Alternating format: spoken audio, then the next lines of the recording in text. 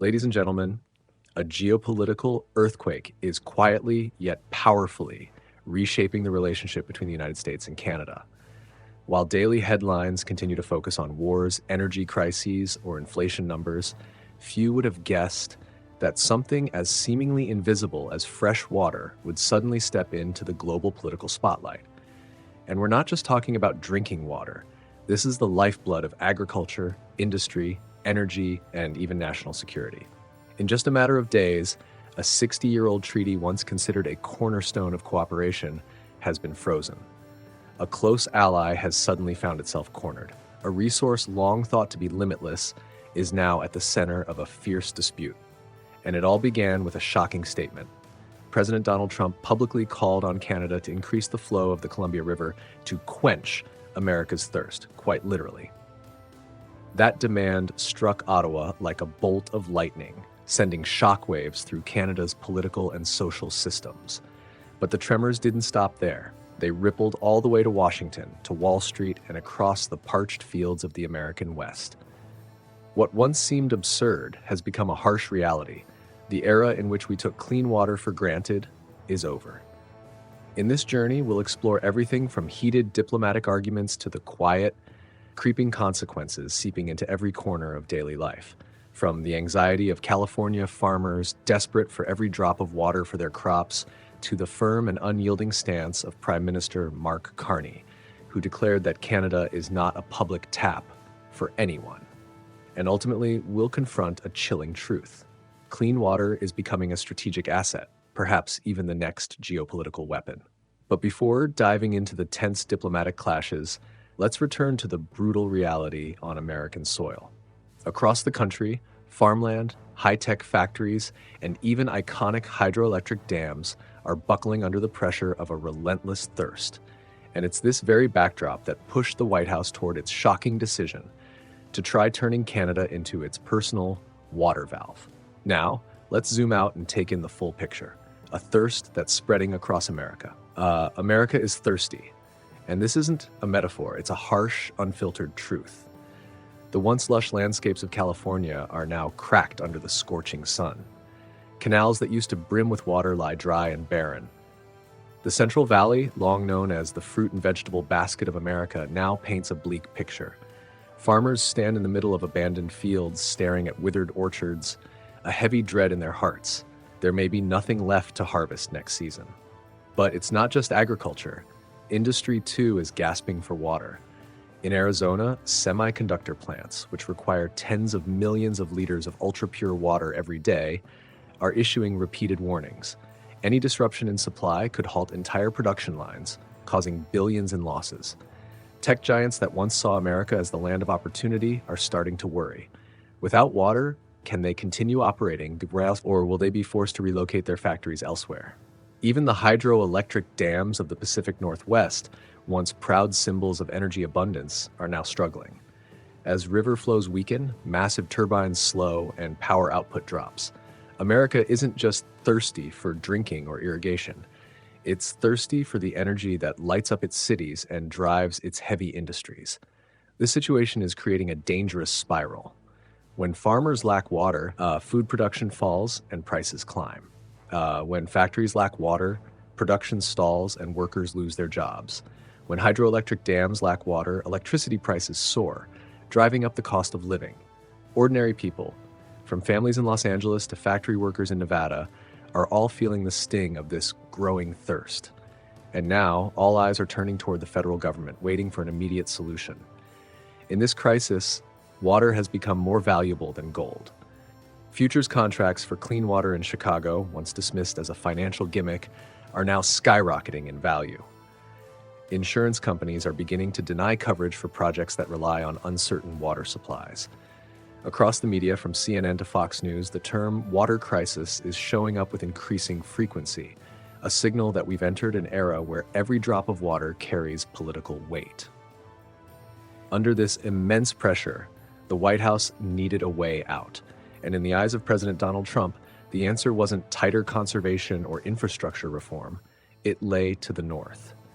Just across the border, Canada holds nearly 20% of the world's fresh water reserves.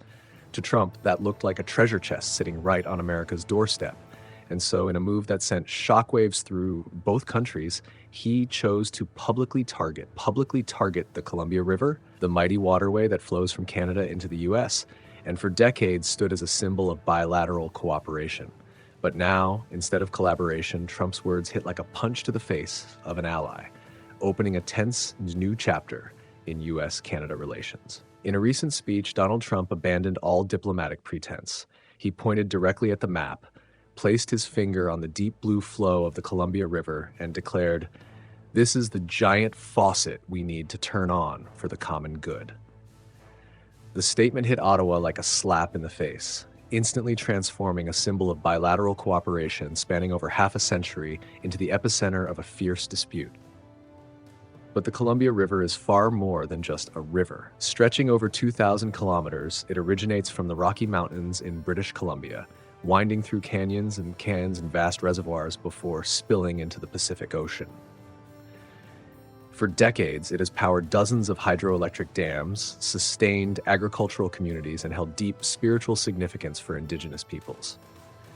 In 1961, the Columbia River Treaty was signed between the US and Canada, marking a golden era of cooperation in flood control and hydropower generation, long seen as a model of neighborly diplomacy.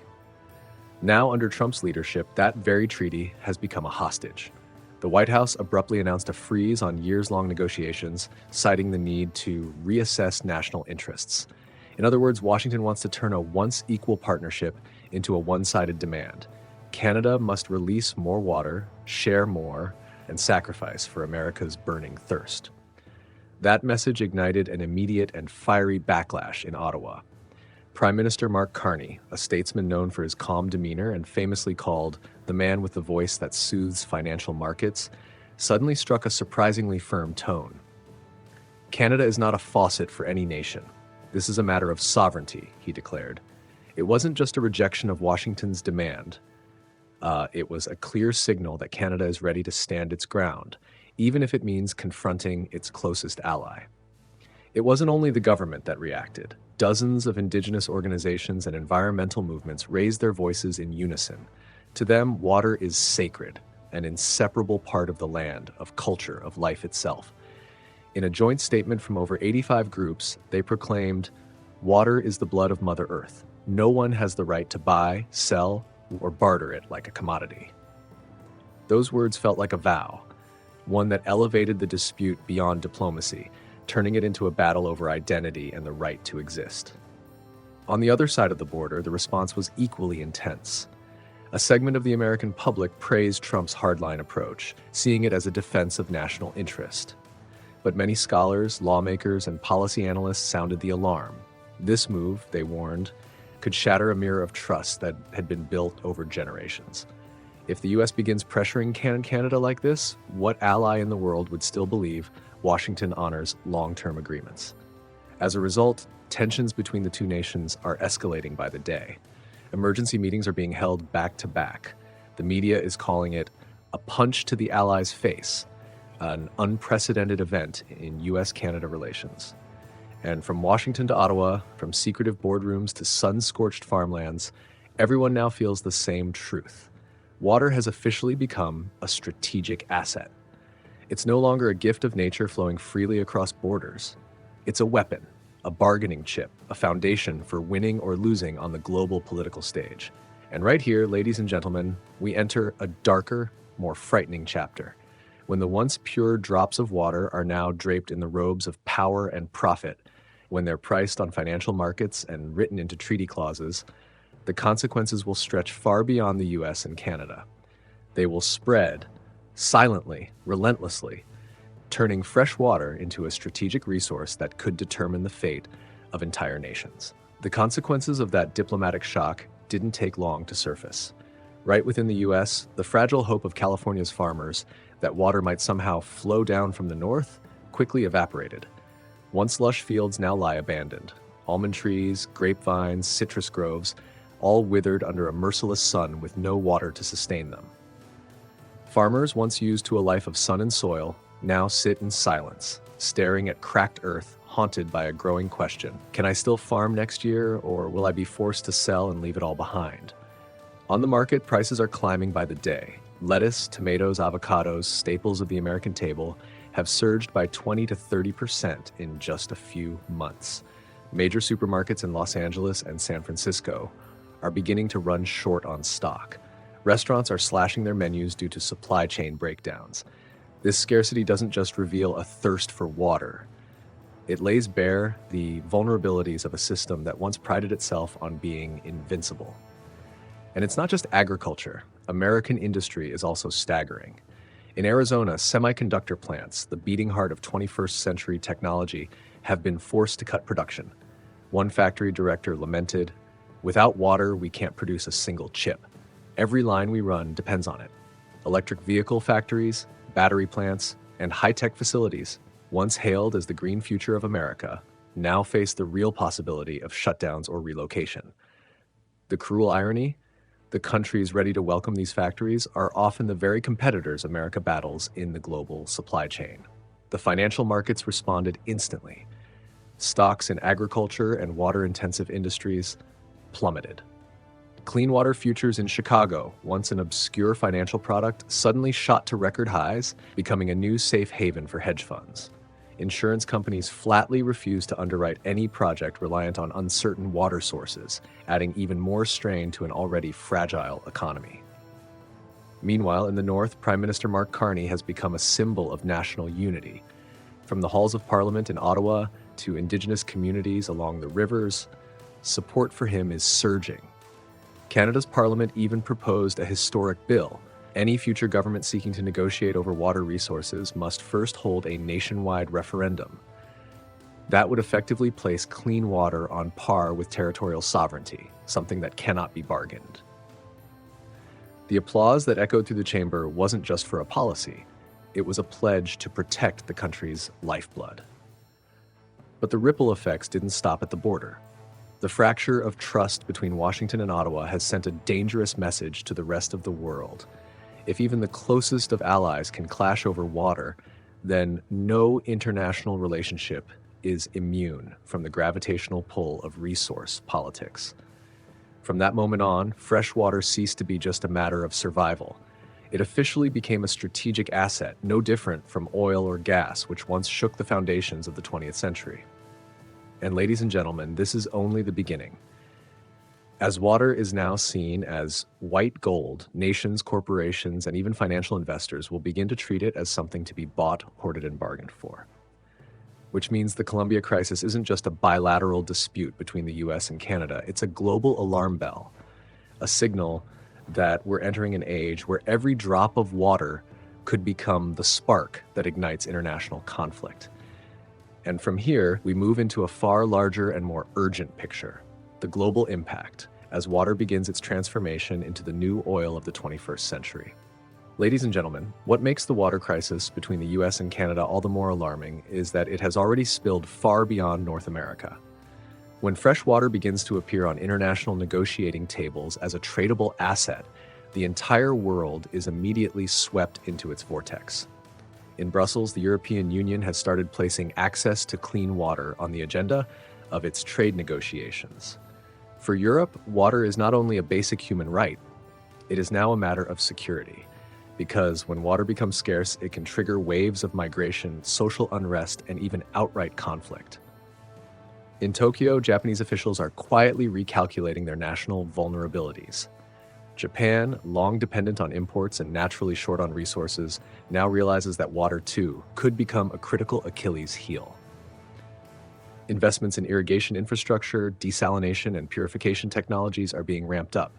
But beyond that, Tokyo has begun pursuing long-term water partnerships with Canada, much like its decades-old energy deals with the Middle East.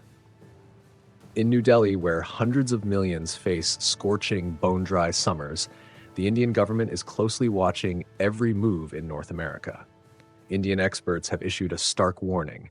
If a superpower like the United States can fall into a water crisis, then developing nations are even more vulnerable. India has begun exploring water investment projects in Canada and South America, viewing them as a kind of insurance policy for the future. Meanwhile, China, long known as a resource-hungry giant, isn't hiding its ambitions. Beijing is ready to roll out credit packages promising infrastructure in exchange for long-term access to clean water. Some analysts are sounding the alarm. If Washington isn't careful, it may lose control over a critical waterway right at its doorstep to its top geopolitical rival. Zooming out, a new scenario is beginning to take shape, one where Canada becomes the Saudi Arabia of fresh water. In the 20th century, oil was the lifeblood of the global economy, determining the rise and fall of empires. Now, in the 21st century, clean water, once assumed to be infinite, is starting to take on that same role. Massive rivers and freshwater lakes are no longer just scenic landscapes. They are geopolitical weapons, bargaining chips to be negotiated, guarded, and controlled at all costs. And so, ladies and gentlemen, as water begins to be seen as the new oil, the crisis in North America becomes nothing short of a wake-up call for all of humanity. It signals the dawn of a new era, one where rivers don't just flow through forests and farmlands, but through parliaments, stock exchanges, and high-stakes negotiations between global powers. An era where every single drop of water could be the start of cooperation or the spark of conflict. In the end, the most bitter part of this entire story isn't just found in the statistics, the failed harvests, the scaled-back factories, or the skyrocketing water prices. It lies in the loss of something far more fragile: trust. For decades, the United States and Canada were seen as the closest pair of allies in the world, sharing the longest undefended border on the planet, a common language, common democratic values, and most importantly, a shared history of cooperation that once seemed unbreakable. But all it took was one ill-timed demand, one act of unilateral pressure, to turn closeness into distance and neighbors into rivals. When Prime Minister Mark Carney bluntly declared, "Even allies must learn to respect the lines of sovereignty," the world paused. His words echoed through Western capitals, not just as a rebuke of Washington, but as a broader warning. The era of unconditional cooperation is over. The age of blind trust sealed with handshakes has ended. From now on, even the closest of nations will sit down, weigh the costs, and put national interest first. In this new era, every climate commitment, every trade agreement, even security pacts, will come with one looming question: who controls the water? Rivers, reservoirs, underground aquifers, all of them can now shift the balance. Nothing is guaranteed. Nothing is assumed. And that uncertainty is what makes today's world more fragile than ever.